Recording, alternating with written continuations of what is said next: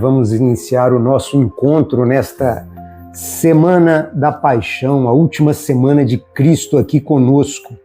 Importantíssimo nós recordarmos estas passagens. Como nós viemos fazendo desde domingo, nós estamos contando os acontecimentos, o que aconteceu no domingo, o que aconteceu na segunda, o que aconteceu na terça-feira e o que acontece hoje na quarta-feira da Paixão, antes da cruz. Quais foram os acontecimentos, o que aconteceu ali em Jerusalém, para que nós possamos ter a dimensão do que foi essa passagem de Jesus, para que nós possamos aumentar a nossa espiritualidade e conhecer cada vez mais a palavra, conhecer cada vez mais as Escrituras.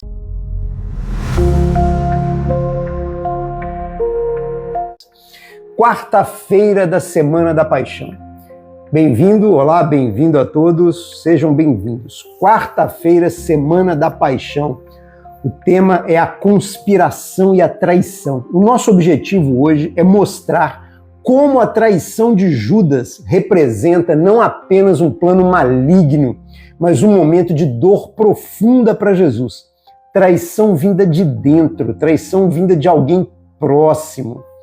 E Satanás entrou em Judas, o dia da traição de Cristo. Seja muito bem-vindo.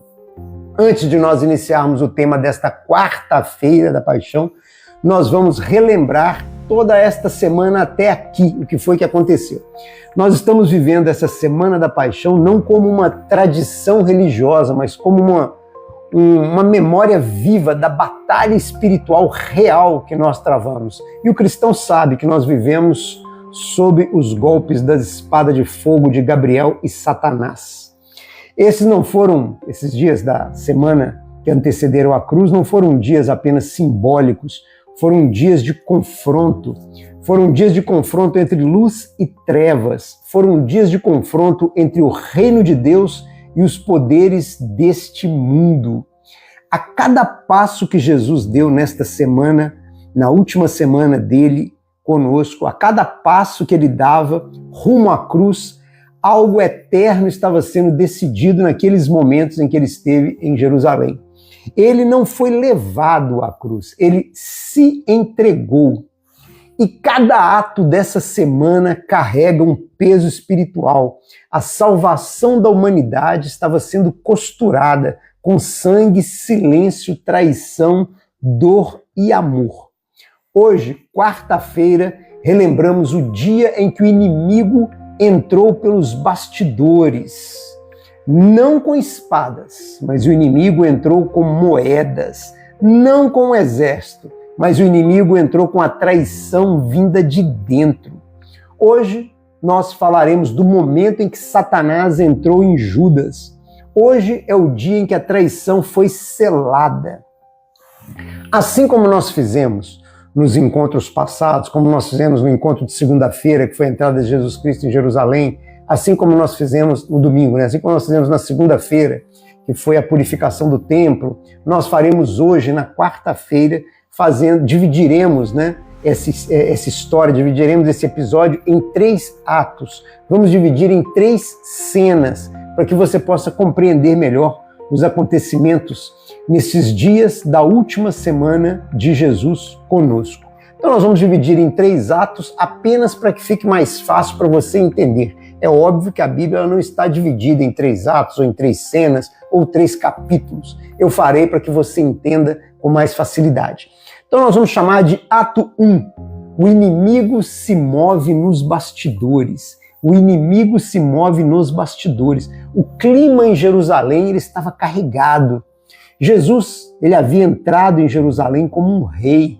Ele já tinha purificado o templo. Ele já tinha confrontado com líderes em Jerusalém. E agora, na quarta-feira, o ódio contra ele crescia. O ódio crescia em silêncio.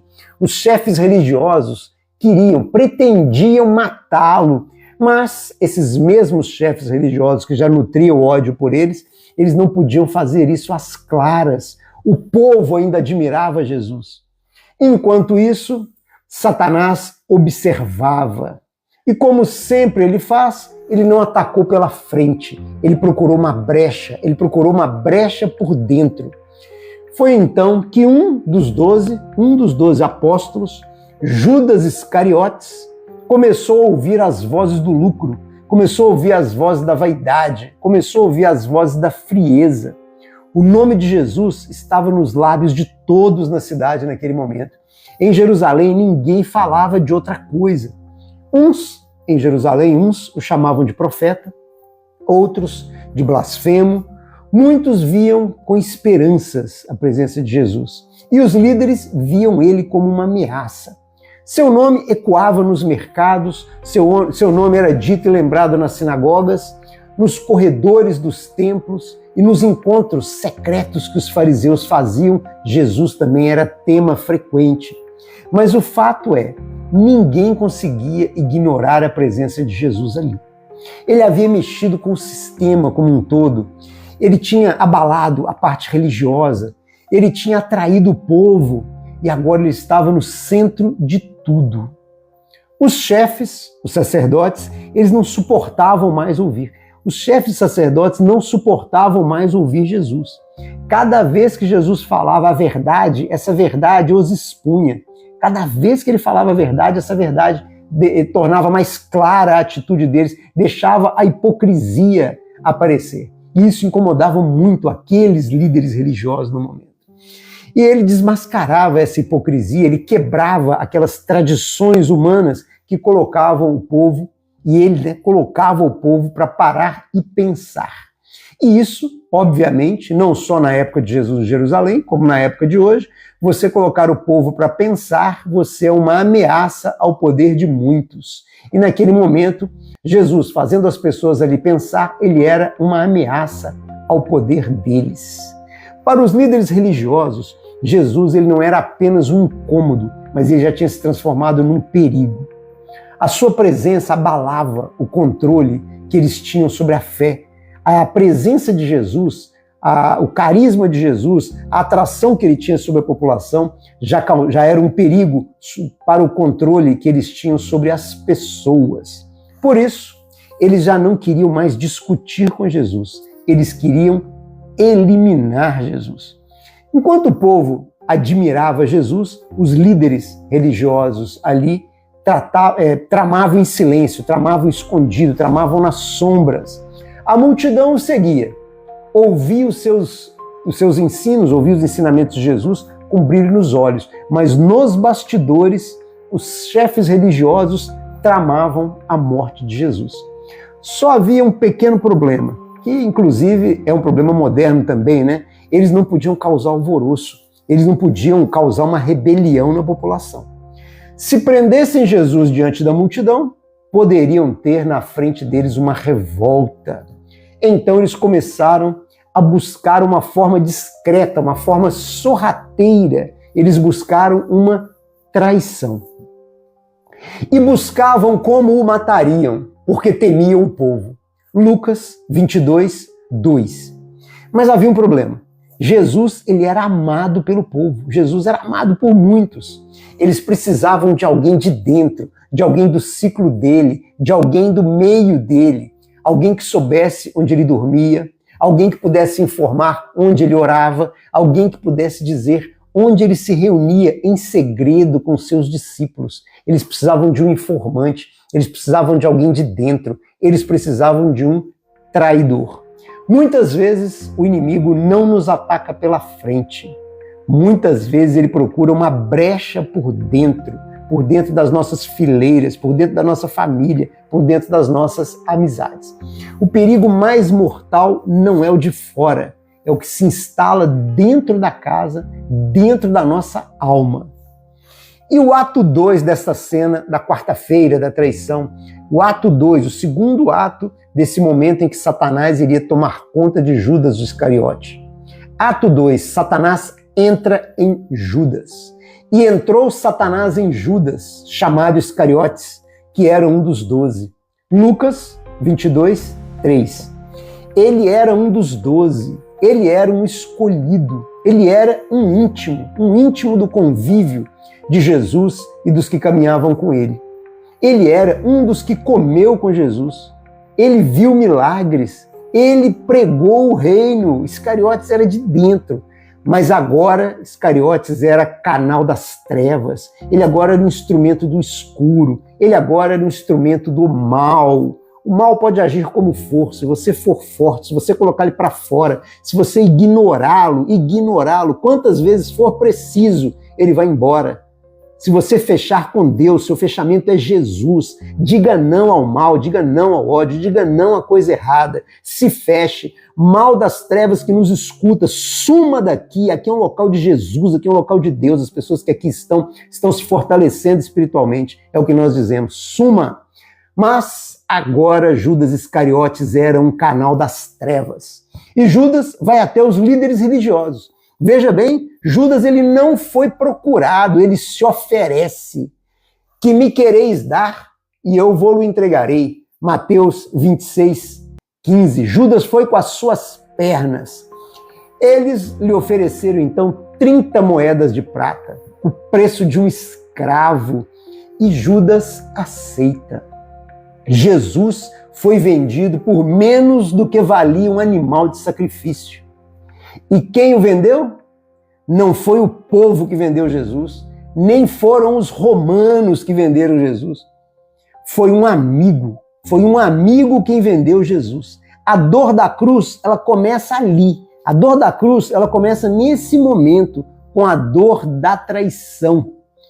Se esse conteúdo já está fazendo sentido para você até aqui, curta, comente e compartilhe. E não deixe de seguir o canal no YouTube, no TikTok e no Instagram. Sigamos em frente com o desfecho desse dia, desta quarta-feira da paixão, essa quarta-feira que antecede a cruz na última semana de Jesus. A dor de ser traído por quem estava perto, esse é o terceiro ato. Jesus, ele sabia. Jesus, ele sabia quem o trairia. Ele sabia o momento da traição. Ele sabia o valor por qual ia ser traído. E ele sabia do beijo. Mesmo assim, deixou Judas andar com ele até o fim. Essa mensagem é importantíssima. Esse é o amor de Cristo.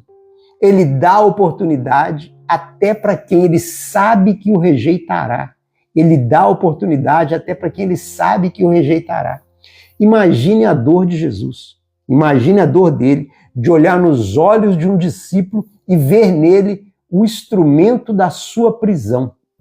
Jesus, ele estava prestes a ser chicoteado, cuspido e crucificado. Mas a dor que antecede tudo isso, a dor que vem antes do chicote, a dor que vem antes da humilhação, antes de ser cuspido, a dor que vem antes de ser crucificado, e a dor que ele sente antes é a dor da traição. Talvez você já tenha sido traído, às vezes já tenha sido traído por um amigo, talvez você tenha sido traído por um colega de trabalho, talvez você também já tenha sido traído por um cônjuge, talvez você tenha sido traído por alguém na sua casa. Jesus entende a sua dor, ele a carregou, ele carregou essa dor com ele. A conclusão que nós chegamos dessa passagem é que nós não podemos ser Judas em nossa geração, nós não podemos vender Jesus, nós não podemos negociar a verdade por migalhas. Não troque o reino por 30 moedas, seja ela em dinheiro, seja ela em posição no seu trabalho, seja ela em posição no ciclo de amizade, seja ela a vaidade, ou seja ela o pecado escondido na nossa mente. Não troque o reino por 30 dessas moedas. E se hoje você percebe que alguma área da sua vida tem agido ou próximo do que agiu Judas, volte correndo, ainda há tempo. Jesus só foi traído por Judas porque o coração de Judas já havia se vendido por dentro. O coração de Judas já estava vendido antes mesmo dele cometer a traição. Não deixe o inimigo entrar em você. Não deixe o inimigo entrar na sua casa. Deixe Cristo reinar. Deixe Cristo reinar na tua vida. Deixe Cristo reinar no teu coração. Deixe Cristo transformá-lo.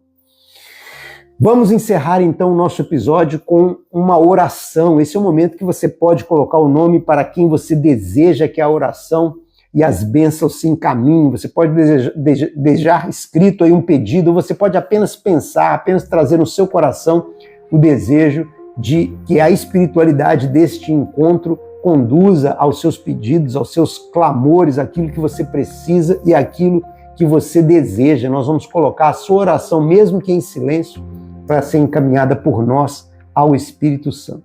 Oremos. Senhor Jesus, guarda meu coração, eu não quero ser como Judas. Senhor, que eu te conheça, mas que nunca te abandone. Livre-me da ganância, Senhor, livre-me do orgulho, livre-me da frieza espiritual. Senhor, que eu jamais negue a tua presença, que por nenhum valor desse mundo eu o abandone.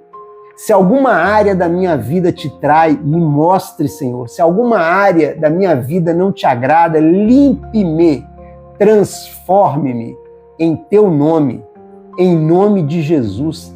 Amém. Se esse conteúdo fez sentido para você, curta, comente e compartilhe. Você é sempre muito bem-vinda aqui, muito bem-vinda. E enquanto eu estiver respirando, eu estarei aqui falando de Deus. E enquanto você estiver respirando, é porque Deus tem um propósito para você. Siga em fé e leia a Bíblia.